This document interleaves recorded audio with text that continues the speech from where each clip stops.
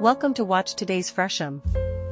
Our focus was a departure from the expected seasonal beach house aesthetic, says homeowner Laura DeMare, who, along with her husband, Jim, tapped interior designer Matt McKay to refresh their Hamptons refuge.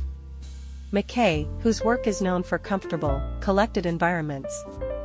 In the entry foyer, an area rug by Atelier Février grounds the double-height space, where a Haas Brothers tabletop sculpture, bench by Maria Pergi, and several large hanging artworks set the tone. This house was built 15 years ago by local firm, but McKay and team were able to breathe new life into familiar spaces, where the family loves entertaining friends.